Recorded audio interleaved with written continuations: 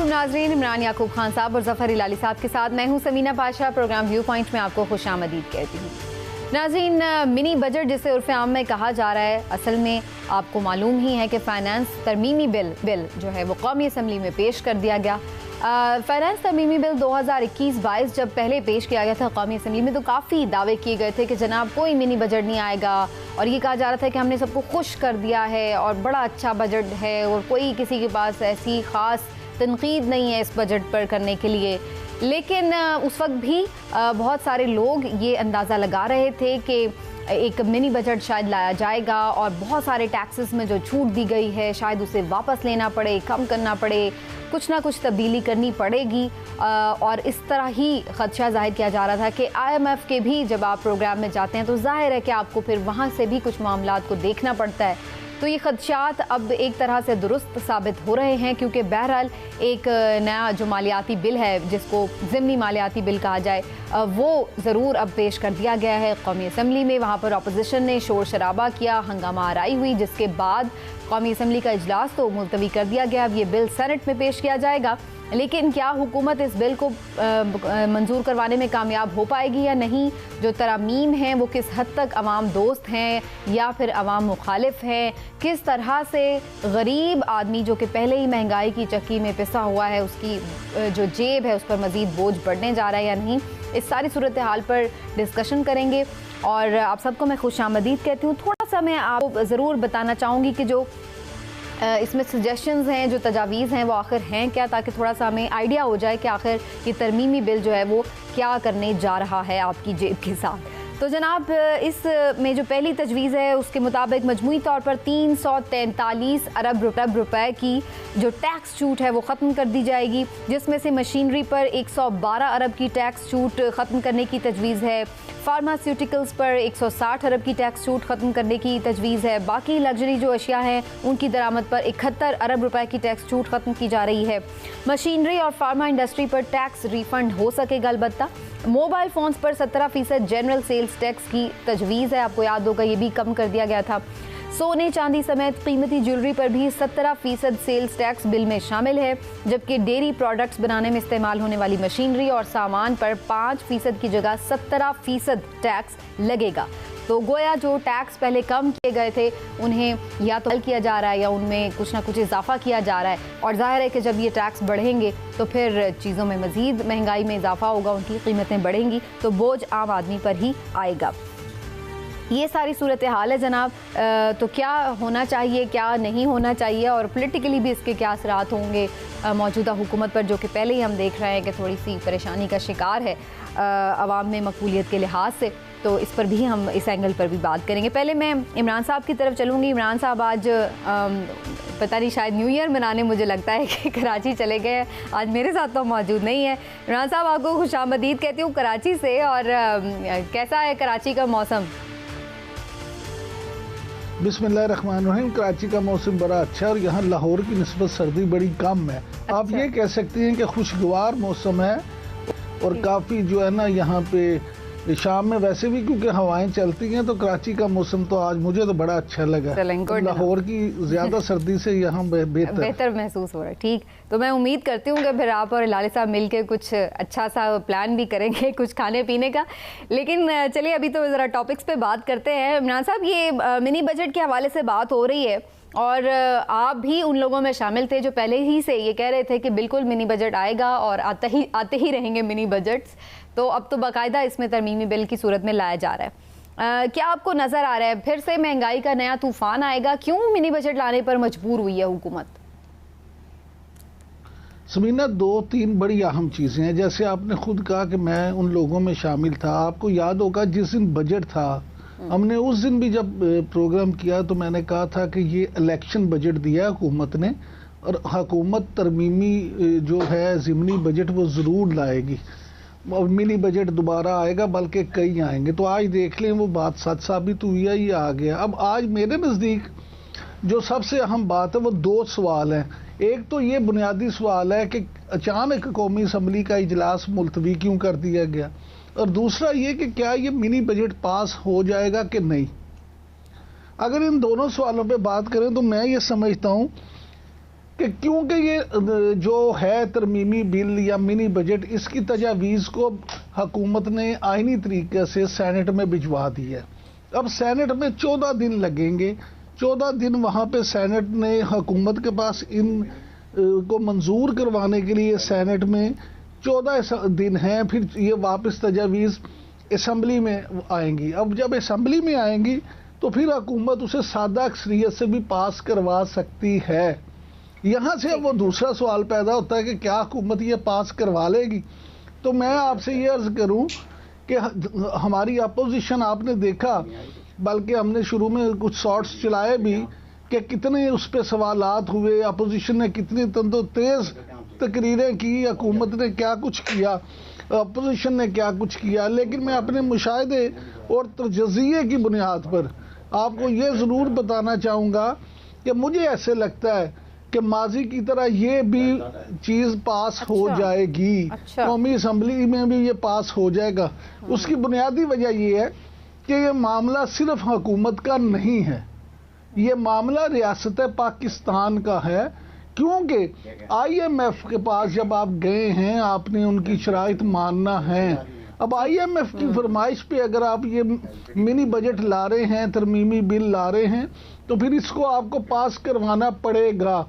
ठीक, चलिए इस पे तो इमरान साहब फिर हम बात करते हैं कि पास कैसे होगा और कैसे नहीं होगा, कौन कौन इस दफ़ा खुफिया मदद करेगा हुकूमत की या ओपनली करेगा। इस पे तो हम ज़रा अभी डिटेल में बात करेंगे, लेकिन थोड़ा सा पहले हिलाली साहब का कमेंट ज़रूर लूँगी इस सारी पोजीशन पर जो हुकूमत लेने जा रही है। हिलाली साहब, आपको क्या लग रहा है, आखिर ऐसी वजूहात क्या हुई जिसकी वजह से हुकूमत को ये मिनी बजट लाना पड़ रहा है, और पहले क्यों नहीं इन्होंने ये चीज़ें जो थी उनको फोर्स ही किया? इसका मतलब है पिछले बजट में कुछ खामियां रह गई थी। देखिए, सीधी सादी बात यह है कि 600 बिलियन रुपया जो है जो पेट्रोलियम लेवी में हमने खत्म किया है, उसको रिकवर करना था ना। वो तो 600 बिलियन लगना था। अगर ये कीमतें ना बढ़ते तो वो पैसे लग जाते। देखिए, मैं आपको बताता हूँ, ये सिर्फ शोरशार ये ऑपोजिशन कर रहा है, इसको कुछ नहीं। ये तो चाहते हैं ये बजट पास हो। अगर ना पास हो तो पता क्या होगा इनको, अगर ये अक्सरियत इनका है और ये गवर्नमेंट में आ जाए, इनको पास करना पड़ेगा। तो ये सब एक रैकेट है। ये प्रेशर दिलवाना चाहते हैं गवर्नमेंट पे, ये शोरशार करके। और मैं आपको एक और बताता हूं, अगर नहीं पास होगा, मैं आपको बताऊं 2-3 चीजें क्या होगा। नंबर 1, आपको IMF प्रोग्राम से निकलना पड़ेगा। नंबर 2, आपको कोई कमर्शियल बैंक दुनिया में यूरो और डॉलर की कर्ज नहीं देगा। नंबर 3, वर्ल्ड बैंक और Asian development bank fresh loan आपको नहीं देंगे। आप एक खरगोश हैं जो हेडलाइट में पकड़े गए हैं, आप भागने भी नहीं सकते हैं, यू आर स्टक। और आप फॉरगेट अबाउट ये सब रैकेट है इनका, ये तकरीरें वकरीरें, ये बिल्कुल 100% पास होगा।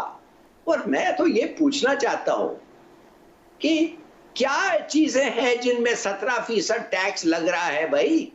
80% जो चीजें जो कॉमन मैन कंज्यूम करता है, 80% कॉमन मैन की कंजम्पशन जो होता है, उस पर तो कोई प्राइस इंक्रीज नहीं हो रहा है, उस पर तो कोई टैक्स नहीं लग रहा है।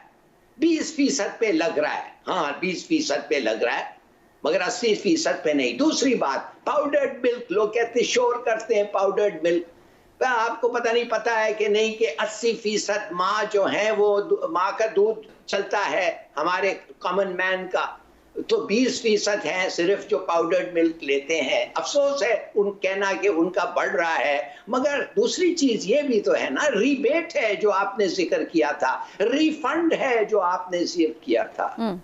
और क्या अफसोस की बात है कि अगर ये लोग अपने टैक्सेस देते तो इसका भी जरूरत नहीं होता। ठीक समीना, चार चीजें हैं, याद रखें, सिर्फ 4 चीजें हैं जो इन्फ्लेशन को ड्राइव अप करते हैं पाकिस्तान में। 4 major imports, petrol, cooking oil, पकाने का तेल, लोहा, स्टील और कोल प्राइसेस।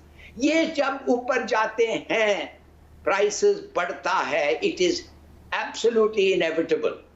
तो यार ये 2 बिलियन, जैसे ये फाइनेंस मिनिस्टर ने कहा, आपने कहा 370 बिलियन रेज करेंगे टैक्सेस पे, तो ये तो आप पूछें फ्रेश टैक्स कितना होगा? 2 बिलियन सिर्फ। आई थिंक जो कर सकते हैं इन्होंने किया। ठीक है, तो आपको लगता है कि ये बिल्कुल हुकूमत की मजबूरी थी कि करना। इमरान साहब, एक बात तो मुझे बहुत हिलाली साहब की और भी बातें सही लगी, लेकिन एक बात ज़रा मैं जिस पे आपका कमेंट ज़रूर चाहूँगी, वो ये कि जो ये देखिए ना कि जब पेट्रोलियम प्राइस बढ़ रही थी तो हुकूमत ने जो अपना लेवी था, टैक्सेस थे, वो बिल्कुल सिफर भी कर दिए थे एक मौके पे। तो जाहिर है कि उस वक्त जो वो इनकम थी, उसका जो वो घाटा था, वो कहीं ना कहीं से पूरा तो करना है ना। तो उस वक्त आवाम को उन्होंने थोड़ा सा उतना पास ऑन नहीं किया, उसका जो असर था, तो अब वो जाहिर है पूरा तो करना पड़ेगा, वरना कैसे बजट तो हो नहीं सकेगा पूरा। समीना, बात यह है कि आप इस बात को छोड़ दें कि हुकूमत ने क्या किया या क्या नहीं किया। मैं बारखा ये बात कहता हूँ कि एक आम पाकिस्तानी को, एक आम आदमी से इससे कोई सरोकार नहीं है कि हुकूमत के मसाइल क्या हैं। उसको इस बात से कोई सरोकार नहीं है कि हुकूमत ने उसको लेवी बढ़ाई है या कम की है।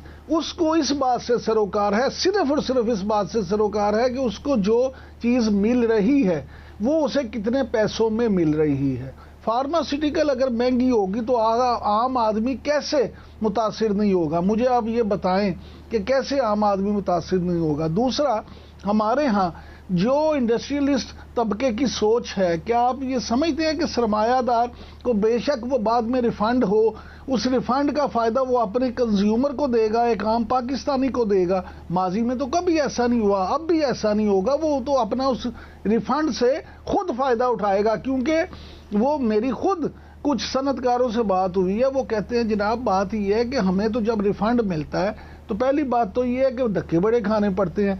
दूसरा, फिर जब रिफंड लेना जाता है तो 75% हमें मिलता है, 25% तो वैसे ही कटौती हो जाती है। वो जो करते हैं उनकी कमीशन होती है, 25 से 30% रेट तय है।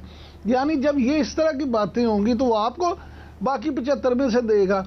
अवाम देखें मुतासिर होंगे, गरीब आदमी मुतासिर होगा, उसको आप कान इधर से पकड़ें या उधर से, उस पे एंड रिजल्ट उसे ही भुगतना है। आप जो चीज़ भी महंगी करेंगे आम आदमी पे उसका असर जरूर आएगा। बिल्कुल ठीक है। तो ये तो सही बात है, सही बात है जो कह रहा है। तो कुछ लोग मुतासिर, कुछ लोग क्या, मैं कह रहा हूं आपको कि 20% ऐसे चीजें हैं, 80% में कोई प्राइस चेंज नहीं है, 80% लोकल प्रोड्यूस है, 20% फॉरेन इंपोर्ट्स हैं जिनके पैसे बढ़ते हैं। चलिए अब यूं कर लेते हैं हिलाली साहब, अशफाक तोला साहब हमारे साथ मौजूद हैं जो ज़ाहिर इकोनॉमी के एक्सपर्ट है, तो फिर उनसे ज़रा जान लेते हैं कि कितना मुतासर होगा गरीब आदमी या नहीं, और कितनी मजबूरी थी हुकूमत की ये मिनी बजट लाना। बहुत शुक्रिया अशफाक तोला साहब, आपके वक्त का आपको खुशामदीद कहती हूँ। और सबसे पहले तो ये बता दीजिए, क्या बहुत नागुज़ीर था, ये लाना ही पड़ना था हुकूमत को मिनी बजट? अगरचे उसको लगता है कि ये इस पर ज़ाहिर अपोजिशन को सियासत का मौका तो मिलेगा, तो बहुत ज़रूरी था, और क्या वजूहात थी? बिस्मिल्लाहिर्रहमानिर्रहीम, thank you very much. Actually देखिए, ये IMF से जब मार्च में उन्होंने नेगोशिएशन किए थे रिव्यू पे, तो उस वक्त उन्होंने एग्री किया था कि ये स्ट्रेंथ्स और ये चीजें हम लेंगे। और मेरा ख्याल है उस वक्त शायद मेरा ख्याल है वजीर आजम साहब ने भी इस चीज को एग्री किया था। बस जब बाद में उन्होंने एग्री करने के बाद जब उनके कंसिक्वेंसेस को इवेल्युएट किया तो मेरा ख्याल है वो समझ बैठे कि यार ये तो बहुत बड़ा एक मसला हो सकता है। अब जब ये सर पे पड़ी है और IMF ने कहा कि आप करें या तो आप बताएं, हम प्रोग्राम को ऑफ करेंगे, तो उस वक्त मेरा ख्याल अब इनके पास पैसे भी नहीं थे। जब सऊदिया से भी ये लेने गए तो उन्होंने भी ये कहा कि जी $4.25 बिलियन की फैसिलिटी, जिसमें $1.2 बिलियन ऑयल फैसिलिटी की है, तो उन्होंने कहा कि जी आप जब तक IMF के साथ नहीं होंगे हम आपको नहीं देंगे। तो यहाँ भी एक और हजीमत उठानी पड़ी इनको जब उन्होंने उठाई। और जब उन्होंने IMF के पास गए तो IMF ने कहा कि ये 2 कंडीशनें आप पूरी करें, आप एग्री कर चुके थे। तो जब एग्री करने के बाद आपको ये कंडीशनें पूरी करनी है तो अब तो ये बात है आपके पास कोई चॉइस ही नहीं है। कोई चॉइस नहीं थी हुकूमत के, मिनी बजट लाना था, आपने स्टेट बैंक की ऑटोनॉमी देनी। अच्छा, ये जो बहस हो रही है अशफाक साहब के अवाम पर शायद ज़्यादा वो हुकूमत का ये मौक़िफ़ है कि हम बोझ नहीं डालेंगे, बहुत कम ऐसी चीज़ें हैं जो आम आदमी के इस्तेमाल की हैं उनके प्राइस बढ़ेंगे। हमने कोशिश यही की कि मैनेज किया जाए टैक्सेस के इस रिलीफ को जो कि हम ख़त्म करने जा रहे हैं। तो ये कितनी स्टेटमेंट में सदाकत है? मुझे एक बात बताएं, जब 353 अरब रुपए के बजट में से आप छूट इस्तिस्नाएं ख़त्म करेंगे तो आप मुझे बता देंगे कौन से ऐसी जादूगेरी है या गिदरसिंगी है कि आप कहेंगे कि आवाम तक पास ऑन नहीं होगा? जब दूसरी तरफ मैं देखता हूँ उन्होंने कहा कि 112 अरब रुपए मशीनरी पे है और 160 अरब रुपए उसमें से उसमें है क्या कहते हैं फार्मास्यूटिकल। तो इसके हिसाब से तो आप ये कह रहे हैं कि 272 अरब तो निकल गए, तो आप सिर्फ 100 अरब की बात कर रहे हैं या 50-60 अरब की बात कर रहे हैं। तो 50-60 अरब में से भी अगर आप कहते हैं कि चले लग्जोरियस गुड पे है, चले वो भी मैं निकाल देता हूँ, मगर जो बाकी चीजें रह गई हैं 10, 20, 25, 30, 40 अरब रुपए की जो एग्जाम्पशन में विड्रॉ करेंगे, जैसे बेकरी आइटम पे आपने कहा कि अब 17% सेल्स टैक्स होगा ब्रेड वगैरह पे, तो वो 17% तो सूबाई हुकूमत भी ले रही है, अब ये भी लेना शुरू कर देंगे, तो ये क्या महंगाई का आंसर नहीं बनेगा। इस तरीके से आप दवाओं पे जो 160 अरब का जो प्राइम मिनिस्टर साहब ने कहा इसमें अभी भाम है 110 अरब तक की, तो मुझे पता है वो छूट आपने फिफ्थ शेड्यूल में डाल दी है, बाकी जो 40-50 अरब है उसमें आपने अभी तक नहीं डाले, तो ये भी आवाम को पास ऑन होगा। तो मतलब ये कि आवाम को तो पास ऑन होगा ही। अच्छा, एक और चीज़ जिस पे बड़ी बात हो रही है इशफाक साहब, वो ये कि जो स्टेट बैंक की खुद मुख्तारी के हवाले से है बात, उस पर ये क्या इससे हमारी इकोनॉमी स्ट्रेंथन होएगी या फिर हमारी इकोनॉमी कमज़ोर होगी? क्योंकि इस पर भी बड़ी वो बातचीत हो रही है कि जी हमने तो IMF को दे दिया अपना बैंक। मैं आपको इस बात को उस तरीके से देख के चलते हैं हम उसको कि आपने देखा होगा शौकत तरीन साहब जब आए थे फाइनेंस मिनिस्टर और उन्होंने वाकई पाकिस्तानी आवाम की तर्जुमानी करते हुए मेरे तो दिल की बात की थी कि इंटरेस्ट रेट को नीचे लाना चाहिए और डिवैल्यूएशन को कंट्रोल करके रुपी को रीवैल्यू करना चाहिए, और यही पाकिस्तान की मईशत की रेसिपी है। आज भी मैं ये कह रहा हूँ, और इससे पहले मुझसे एग्री नहीं करते थे, बट आज जितने भी इकोनॉमिस्ट जो डिसएग्री करते थे आज वो सब एग्री करते हैं और खुद कहते हैं कि जी हमसे बड़ी गलती थी, हमारी इवैल्यूएशन ठीक नहीं थी, मेरी इवैल्यूएशन उस वक्त भी ठीक थी। शौकत तरीन साहब की भी इवैल्यूएशन थी। अब आपको मैं थोड़ा सा बताता हूँ खासा कि अगर स्टेट बैंक ऑटोनमस हो जाएगी तो क्या होगा। ये दोनों चीजें आपके कंट्रोल में नहीं होंगी। आप देखें पिछले रिजीम पे इल्जाम था कि उन्होंने पैसे डाले, डॉलर डालने के बाद उन्होंने रुपी को कंट्रोल किया हुआ था। इस मरतबा उन्होंने 6 या 7, 7.5 अरब मेरा ख्याल है डॉलर डाल चुके हैं अभी तक मार्केट में, और उल्टा इफेक्ट आ रहा है इसका। तो मेरा ख्याल है ये स्टेट बैंक की नासमझी है, और जिस तरीके से इंटरेस्ट रेट बढ़ रहे हैं मैं नहीं समझता कि अगर इस किस्म की चीजों पे अगर हम स्टेट बैंक को ऑटोनमस कर देंगे तो बाद में हम उसका तदारुक कर सकेंगे।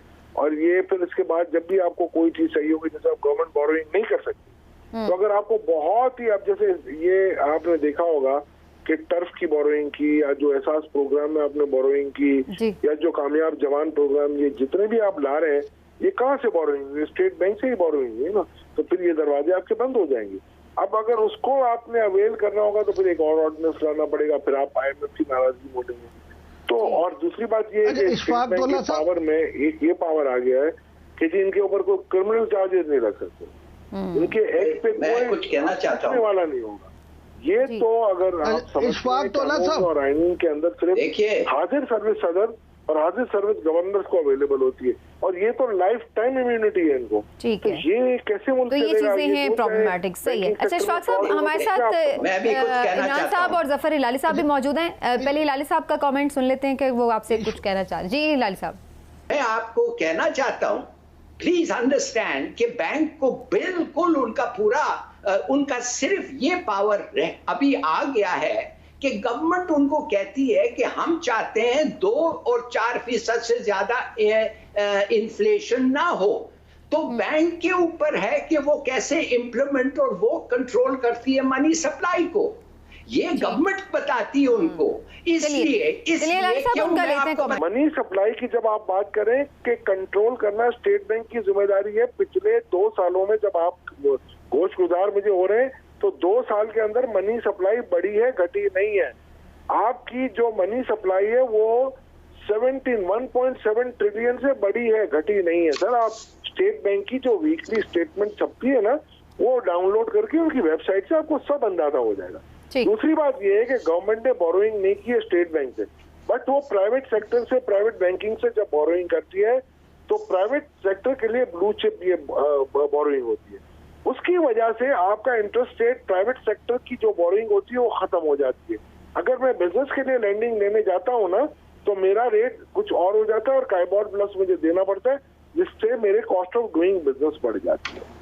मैं किसी के उस नाम के ऊपर नहीं जाना चाह रहा कि कौन फाइनेंस मिनिस्टर था और कौन क्या था। ठीक है। किसी मुल्क की बैलेंस शीट नहीं बनती है, मुल्क के जो आशारिये होते हैं ना वो देखे जाते हैं उसके डेट टू जीडीपी से और टैक्स टू जीडीपी से, और उस तरीके से देखा जाता है कि जीडीपी की इंक्रीज कितनी है। बिल्कुल जीडीपी के इंक्रीज में 2-3 जो बहुत बड़े अंसर होते हैं, वो आपके एक पैदावार में इजाफा होता है और दूसरा आपके इन्फ्लेशन में इजाफा होता है।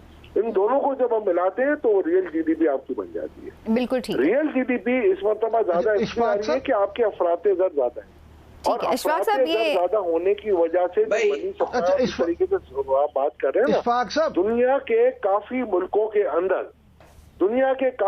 के अंदर नेगेटिव इंटरेस्ट पे ऑपरेट हो रही है, और हमारे मुल्क में जो सबसे बड़ी वजह महंगाई की है वो डीवैल्यूएशन है। पिछले 6 महीने में 9.5% आपका करेंसी डीवैल्यू हुआ है। बिल्कुल, तो ये आपका पॉइंट है कि हमारा जो वैल्यू है, हमारे जो रुपये की वैल्यू है उसको हमें बेहतर करना होगा, तो फिर ही इकोनॉमी स्टेबिलिटी की तरफ जा सकती है। इमरान साहब भी, तरीन साहब ने कहा है। जी जी बिल्कुल, साहब कहते हैं। हाँ, ये इमरान साहब भी कुछ आपसे बात करना चाह रहे हैं। जी इमरान साहब।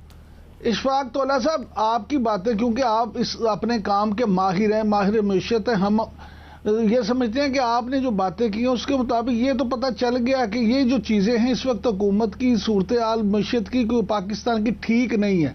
मैं सिर्फ जानना ये चाहूँगा आपसे कि स्टेट बैंक की इन पॉलिसियों के तहत और हुकूमती इन पॉलिसियों को अगर देखें तो क्या सूरत हाल ऐसी रहेगी, मजीद ख़राब होगी, या आने वाले दिनों में हम किसी बेहतरी की तवक्को कर सकते हैं?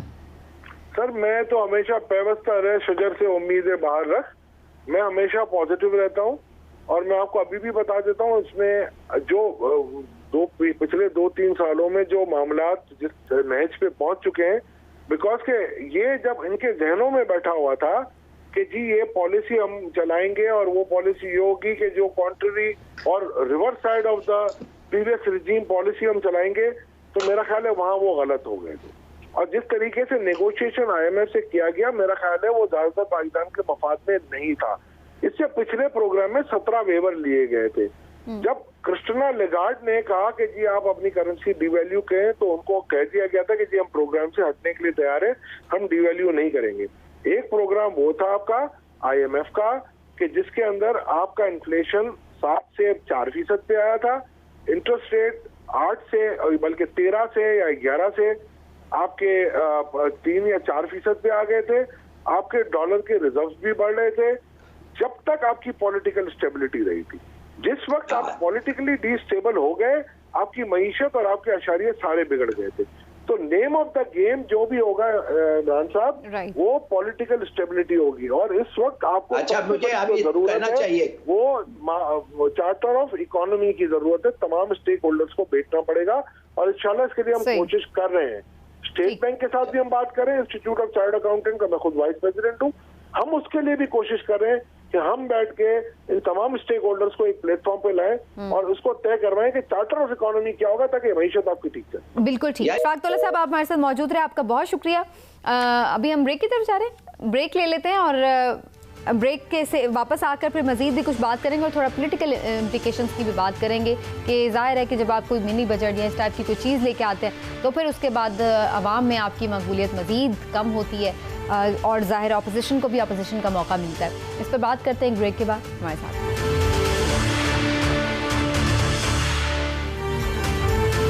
वेलकम बैक जनाब, और बात हो रही थी इकॉनमी के हवाले से। मिनी बजट आ रहा है तो इस पर हर कोई अपनी अपनी तौर पर राय भी रखता है। फवाद चौधरी साहब तो ये कह रहे हैं कि जनाब ये बजट इजीली पास भी हो जाएगा, और उनका तो ये भी दावा है कि अपोजिशन तो उनसे खुद राब्ते में है। और क्या उन्होंने क्या कुछ कहा, ज़रा सुन लीजिए। कल भी आपने देखा कि किस तरह से अपोजिशन की जो मेन लीडरशिप है वो तो इतनी मायूस है कि वो असम्बली में ही नहीं आई। ये कह रहे थे कि कोई 29 लोग जो हैं वो PTI के राब्ता कर रहे हैं नून लीग से और अपोजिशन से। पता चला कि सारी अपोजिशन ही PTI से राब्ते में है। जी, तो ये सूरत हाल है। अपोजिशन उनका कहना है कि जी राब्ते में है। हिलाली साहब, आपकी तरफ आऊँगी। हम तो हमेशा ये सुन रहे थे अपोजिशन से कि जनाब गवर्नमेंट के लोग हमारे साथ राब्ते में हैं, और मैं बल्कि इमरान साहब से भी ये पूछूंगी। लास्ट टाइम उनकी भी ये खबर थी कि कोई 20-25 लोग हैं PTI के जो शायद अपोजिशन जमातों से राब्ते में, लेकिन यहाँ तो फवाद चौधरी साहब का दावा ही अक्सर अलग है। आपको लग रहा है ऐसा हो सकता है? समीना, सीधी बात ये है कि मेहरबानी से सोचिए 2 मिनट के लिए कि ये जो आप स्टेट बैंक का बात कर रहे थे और उसके पावर्स खत्म हो गए और हमारी सॉवरेनिटी खत्म हो गई है, हमारी सॉवरेनिटी अगर इररिस्पॉन्सिबली इस्तेमाल किया जाएगा तो मैं एज अ पाकिस्तानी चाहूंगा कि उस पर कुछ कंट्रोल आए। जैसे मैंने कहा, और ये अच्छा नहीं लगा किसी को, कि जो बोरोइंग हो रहा था और जिस तरीके से और किस वजह से दार साहब ने पैसे लिए थे डॉलर को कम रखने, सस्ता रखने, इसलिए कि फिर खूब स्मगलिंग हो और अपने रुपये के लिए ज्यादा डॉलर मिले at the cost of the public. देखिए, मैं आपसे ये कहना चाहता हूं समीना, एंड आप as a learned, as a informed citizen of Pakistan, आपको पता है कि 1-2 साल पहले होता ये है कि हर गवर्नमेंट जो आता है वो खूब पैसे देता है पब्लिक को, इसलिए कि वो वोट्स जीतना चाहता है। अब वो जो हैंडआउट्स देते हैं वो इकोनॉमी को आके बुरा हालत कर देता है।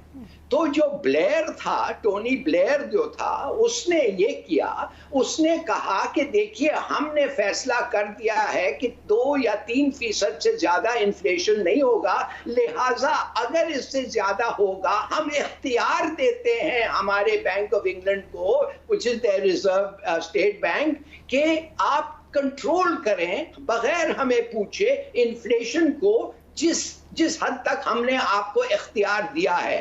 तो इन अदर वर्ड्स 2 या 3, तो इसलिए सब गवर्नमेंट्स जो हैं और फेडरल रिजर्व भी है जो अमेरिका का, वो स्टेप इन उस वक्त करता है जब गवर्नमेंट के पॉलिसी के मुताबिक आप ज्यादा हैंडआउट्स दे रहे हैं। तो ये तो आपको लगता है कि ये अच्छी बात है कि वो स्टेट बैंक को जो है खुद मुख्तारी मिले, राइट? ठीक है, ये आपका आर्गुमेंट आ गया। आप अगर कुछ शॉर्ट सा कमेंट कर दें पॉलिटिकली जो बात हो रही है उस पर, फिर मैं आगे चलूँ। पॉलिटिकली के मैं समझ नहीं आ रही है भाई, politically economy is politics, politics is economy, मैं समझ नहीं आ रही है कि अच्छा। अगर इकोनॉमी, आप कोविड के जिक्र ही नहीं कर रहे हैं। हम कोविड एक और मैसिव कोविड स्पाइक पे जा रहे हैं और तेल के प्राइसेस फिर $80 हो गए हैं और ये जाएंगे ऊपर। हम इसका तो जिक्र ही नहीं कर रहे हैं समीना। ये कोविड तो ऐसा कि आया ही नहीं है इस दुनिया में। हर चीज और हर बिल्कुल प्रॉब्लम्स और फैक्टर्स अपनी जगह हैं। हाँ बिल्कुल सही। तो जाहिर है उनके साथ ही मईशत को देखा जाएगा, अकेले तो नहीं मईशत को देखा जाएगा कि पहले जीडीपी कितना था अब कितना है। जाहिर है कि पहले कोविड नहीं था, अब कोविड भी गुजरा है। लेकिन इमरान साहब आप प्लीज थोड़ा सा जरूर इस पे कमेंट कीजिएगा जो फवाद चौधरी साहब बात करें, क्योंकि आप तो खुद ये बात कह रहे थे कि जी बहुत सारे हुक्मरान जमात के लोग जो हैं वो अपोजिशन जमातों से राब्ते में, लेकिन फवाद चौधरी साहब तो कुछ और ही कह रहे हैं। देखिए फवाद चौधरी साहब हमारे दोस्त हैं, वो बातें करते रहते हैं, कहते रहते हैं। उन्होंने तो वो बात कह रही है ना जो उनको सूट करेगी, जो हुकूमत को सूट करेगी, जो उनकी पार्टी को सूट करेगी। लेकिन जो सच है वो ये है कि बिल्कुल ऐसी बात नहीं है। लोग इनसे आजिज आ चुके हैं। हिलाली साहब को शायद मेरी बात बुरी लगे, लेकिन मैं फिर आपसे ये कहूँगा कि अवाम का इंटरेस्ट इसमें नहीं है कि आप जो स्टेट बैंक ऑफ पाकिस्तान है उसको ऑटोनमस बॉडी करते हैं, इसको इंडिपेंडेंट करते हैं या वो हुकूमत के अंडर रहता है। अवाम का इंटरेस्ट इसमें है कि महंगाई किस तरह से कंट्रोल होती है। अवाम ये चाहते हैं कि डॉलर जो है उसकी निस्बत पाकिस्तानी रुपया मजबूत कैसे होता है। अवाम ये चाहते हैं कि उनके मसाइल का कैसे कम हो सकते हैं। जब आप मिनी बजट की बात करते हैं, मैंने तो फवाद चौधरी साहब का ये सुनाने से पहले आपको कह दिया कि मुझे ऐसा लगता है कि ये आराम से पास हो जाएगा, क्योंकि ये रियासत पाकिस्तान का मसला है और रियासत इसे पास करवाएगी।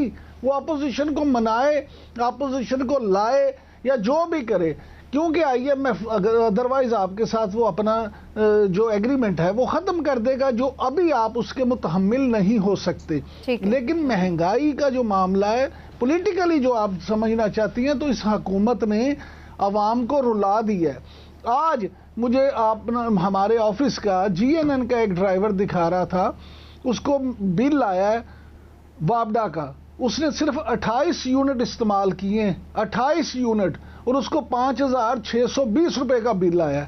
अब मुझे ये बताएं कि 28 यूनिट वाले को 5,620 का अगर बिल आ गया तो वो बेचारा क्या करे।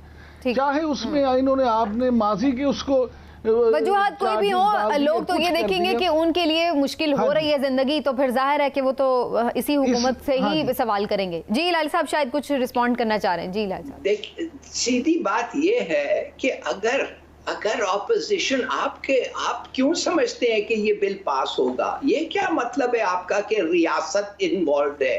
नो, आई एम सॉरी, अगर ये बिल पाकिस्तान के लिए खराब है तो रियासत नहीं इन्वॉल्व है।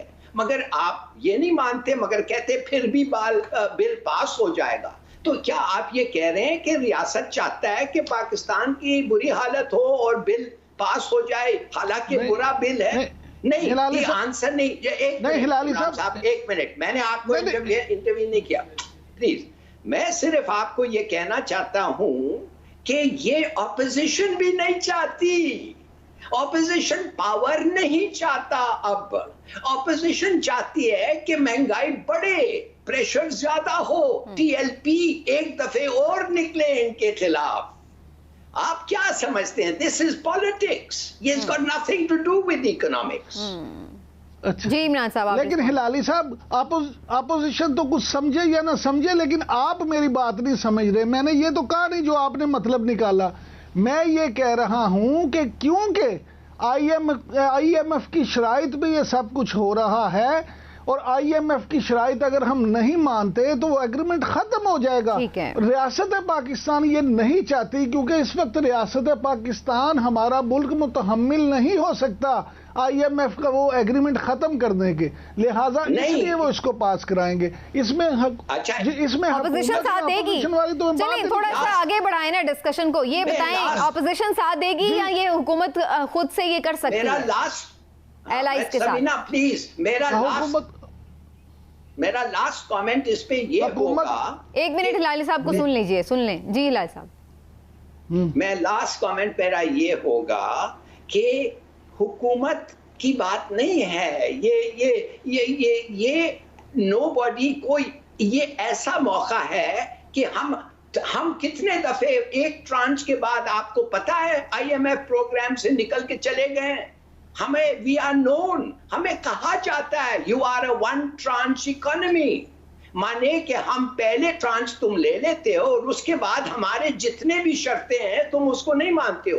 10 दफे हम निकल के चले गए। क्यों निकले उस वक्त? इसलिए निकले कि हमारे पास उस वक्त वजह था, अब कोई वजह है नहीं। अब ये बुरा होगा और की भी यही स्टांस है, वी कैन नॉट लीव, इसलिए कि यही फैसले वो करेंगे अगर वो आए। लेकिन अभी उन्हें चूंकि मौका मिल रहा है, वो ऑपोजिशन में है, तो वो इस पर पूरी जाहिर है सियासत और पॉइंट स्कोरिंग तो करेंगे। लेकिन बहरहाल जनाब, देखना यही है कि वही फैसले हों जो कि हुकूमत के नहीं बल्कि अवाम के भी मफाद में हों, और हम उम्मीद करते हैं कि इस हवाले से कुछ बेहतर ही फैसला साजी की जाएगी। एक ब्रेक लेते हैं, छोटी सी ब्रेक से वापस आते हैं तो कुछ बात करेंगे गुजरते हुए साल की, जो कि अब चंद घंटों का ही मेहमान है, और उसके बाद हम नए साल में दाखिल हो जाएंगे। क्या खोया क्या पाया इस साल में पाकिस्तान ने और मुख्तलिफ सियासी जमातों ने, एक ब्रेक के बाद डिस्कशन।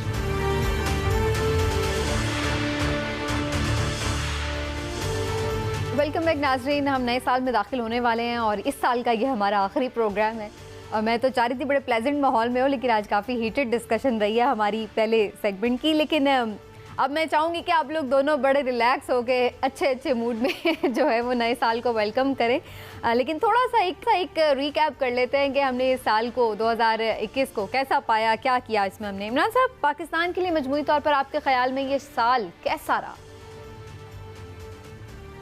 देखिए, अगर आप मजमूई तौर पे बात करें तो पाकिस्तानी अवाम के लिए 2021 को बहुत अच्छा साल नहीं रहा।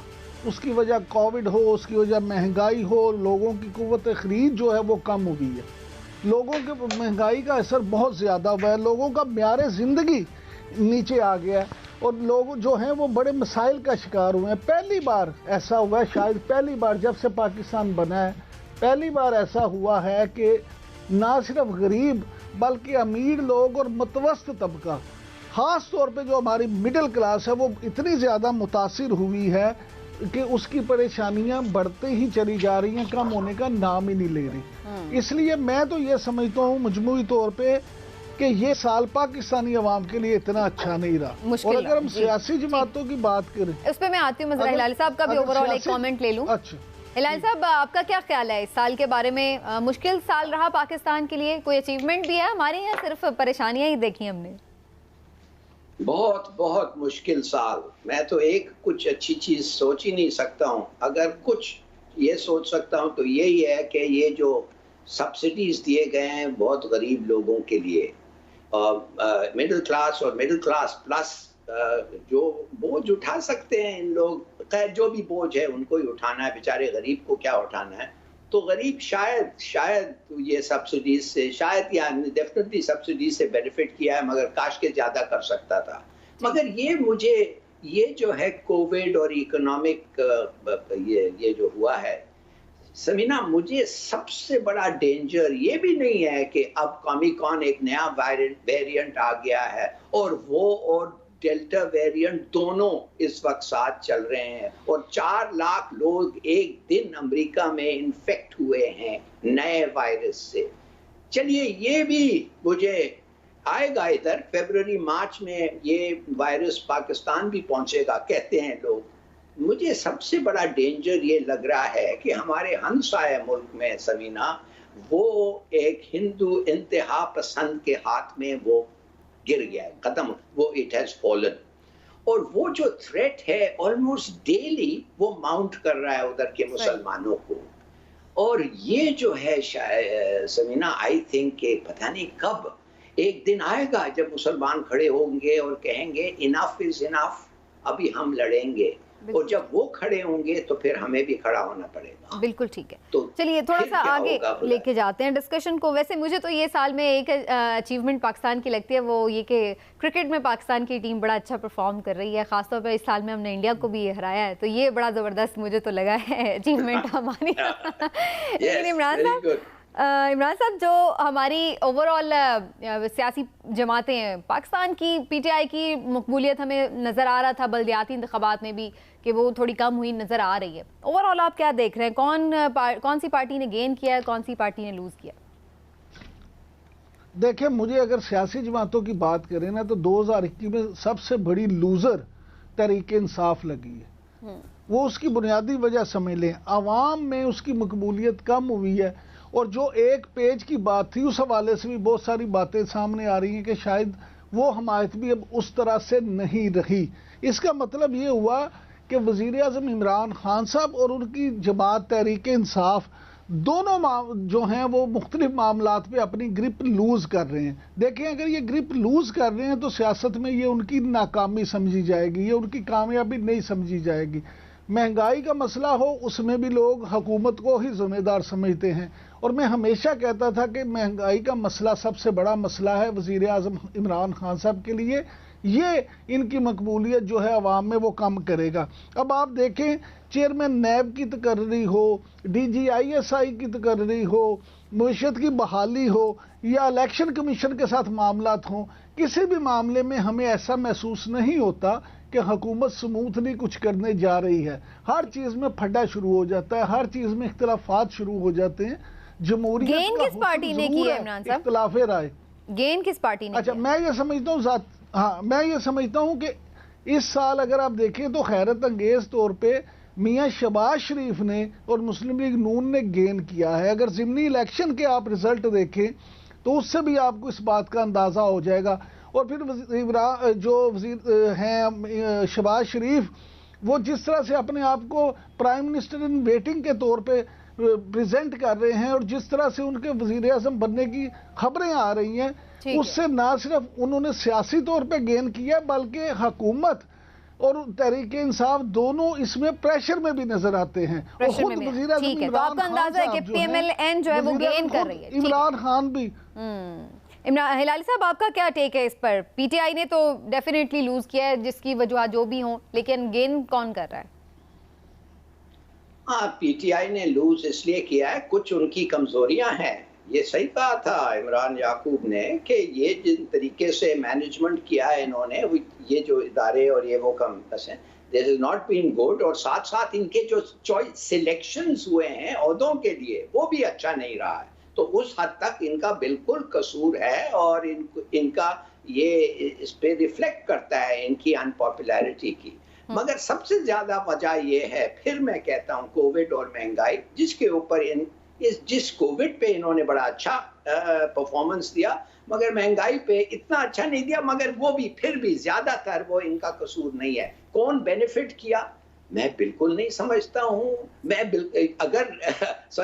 अगर PMLN ने बेनिफिट किया है, वो इसीलिए किया है ना कि वो मेजर प्रोविंस की मेजर पार्टी है, सबसे ज्यादा तो उनके पास है, जाहिर है। हालांकि उन्होंने जो हरकत की है अपने पार्टी के साथ और जिस किस्म की वो क्या कहते हैं गंदा फेक फ्रॉड झूठ कहा है कोर्ट्स के आगे, इनका तो कोई रेप्यूटेशन रहना ही नहीं चाहिए। इनको सबको नायल कर देना चाहिए।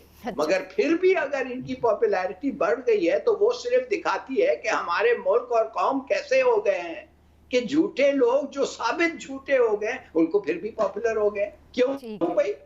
इसलिए कि वो आपको कुछ कर रहे हैं, आपके लिए खुद ज्यादा कर रहे हैं, मगर फिर भी लूट रहे हैं, फिर भी आप उनको सपोर्ट करते हैं। तो ये एक फ्रेम ऑफ माइंड है जिसके लिए मेरा कोई एक्सप्लेनेशन ये नहीं हो सकता है। बस यही मैं कहता हूँ, एक क्रिमिनल एंटरप्राइज बन गया। ठीक है इमरान साहब, अगर आप हिलाल साहब को रिस्पॉन्ड करना चाहें, लेकिन आप क्या देख रहे हैं अगर शख्सियात की हम बात की जाए, कौन सी शख्सियत जो है वो आपको लग रहा है कि ज़्यादा सक्सेसफुल रही है? अगर आपको मैं कहूँ कि एक अवार्ड दे दें मैन ऑफ द ईयर, तो किसको देंगे? ये आप पॉलिटिक्स से बाहर निकल के भी दे सकते हैं। सुन ले, अगर आप इस बात के मैन ऑफ द ईयर की बात करें तो सियासत में तो मैं मौलाना फजलुर रहमान को मैन ऑफ द ईयर का अवार्ड दूंगा। अच्छा, उन्होंने जिस तरह से, हाँ जी, वो इसलिए कि उन्होंने जिस तरह से अपनी पार्टी को लेके अपोजिशन में रोल अदा किया है, उसका देखें, उन्हें केपी में रिजल्ट भी मिला है। अवाम ये देखते हैं कि कौन सा आदमी संजीदा है, कौन सी पार्टी संजीदगी के साथ लगी हुई है और उसने अपोजिशन का रोल किस तरह से प्ले किया, और वो मुतबादल के तौर पे उन्होंने अपने आप को केपी में मनवाया है। इसलिए मैं तो समझता हूँ कि मैन ऑफ द ईयर आपके मौलाना साहब। ठीक है, हिलाल साहब, आपके मैन ऑफ द ईयर कौन है? मैं मैन ऑफ द ईयर नहीं, woman of the year award होना चाहिए। अच्छा, गुड। किसको देंगे? मुझे? नहीं, आपको मैं women of the year GNN का जरूर दूंगा। मगर किसको? मेरे ख्याल में कि ये यास्मीन को क्यों नहीं दे, या ये जो हेल्थ मिनिस्टर यास्मीन, क्या नाम है इनका? Yasmeen Rashid ji, doctor Yasmeen Rashid. I think इसने बड़ी दिलेरी से काम दिखाया। ठीक है, गुड इनफ। चलिए जी, होपफुली अगला साल जो है हम सबका साल साबित हो। तमाम लोगों को जो इस वक्त GNN की स्क्रीन पर हमें देख रहे हैं, हमारी तरफ से, हमारे प्रोग्राम की तरफ से और GNN की तरफ से आपको बहुत बहुत नए साल की मुबारकबाद, बहुत सारी नेक ख्वाहिशात और जज्बात के साथ, दुआओं के साथ, और इस उम्मीद के साथ कि पाकिस्तान के लिए ये साल अच्छा साबित हो और इंशाल्लाह हमारे मुल्क में भी खुशहाली अपने कदम जमाए। आज के प्रोग्राम से नाज़रीन आपसे इजाज़त चाहते हैं। कल इंशाल्लाह फिर आपसे मिलेंगे। अल्लाह हाफ़िज़।